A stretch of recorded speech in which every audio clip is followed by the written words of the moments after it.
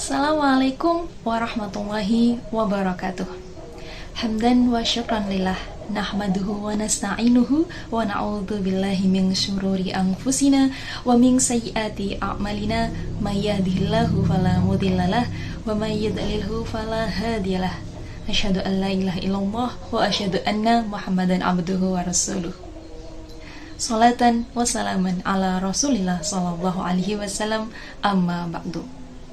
Hadirin yang berbahagia, tidak terasa sudah setengah jalan bulan puasa yang telah kita lalui. Bagaimana dengan ibadah Anda? Apakah ada peningkatan ataupun malah sebaliknya mengalami penurunan? Semoga kita semua bisa mendapatkan berkah yang luar biasa dari bulan ini dengan adanya peningkatan ibadah. Nah, hadirin yang berbahagia, pada Mutiara Hikmah kali ini saya akan menyampaikan sebuah tema. Bagaimana cara mengontrol emosi dalam keadaan puasa? Baik, hadirin yang berbahagia, dalam bulan puasa, selain kita harus menahan haus dan lapar, saat puasa kita juga harus bisa menahan amarah atau emosi. Namun kenyataannya, hal tersebut tidak semudah membalikkan telapak tangan. Nyatanya, menahan emosi atau amarah memang tak mudah. Meski tak mudah, untuk bisa menahan amarah, ada beberapa hal yang bisa kita lakukan untuk menurunkan kadar emosi atau amarah kita. Apalagi ketika kita tahu bahwa kita ketika emosi atau marah dan itu kita turuti, maka yang terjadi adalah pasti merugikan diri sendiri dan orang lain. Ada sebuah hadis yang mengatakan bahwa Rasulullah SAW bersabda, orang yang kuat itu bukanlah orang yang jago gulat, tapi orang yang kuat itu adalah orang yang dapat menahan dirinya ketika marah.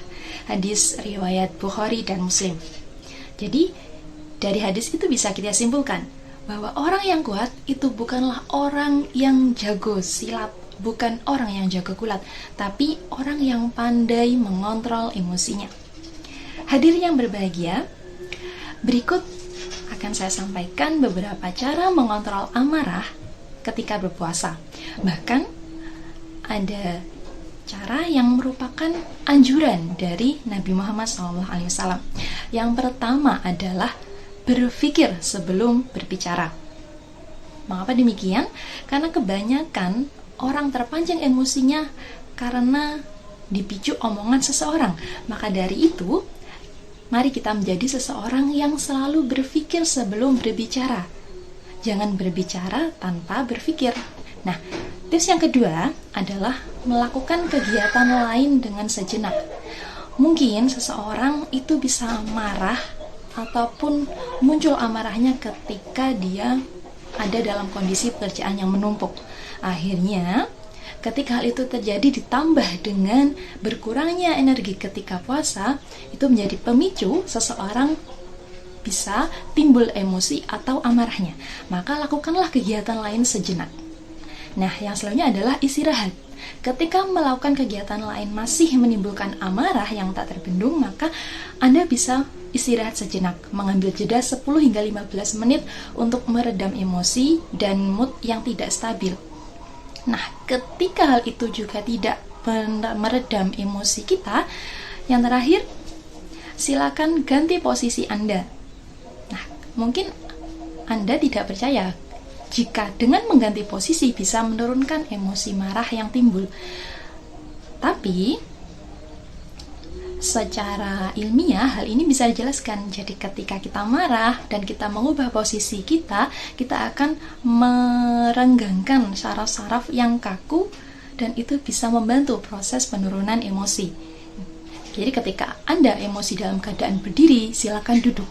Jika Anda masih belum mereda emosinya, silakan berbaring. Nah, jika belum selesai, silakan ambil air wudhu dan sholat 2 rakaat.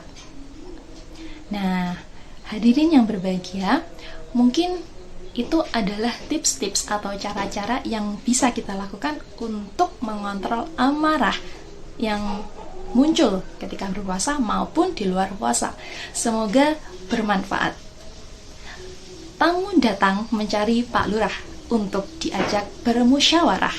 Barang siapa yang suka marah, pasti hidupnya tak tentu arah. Sekian dari saya, akhirul kalam. Wassalamualaikum warahmatullahi wabarakatuh.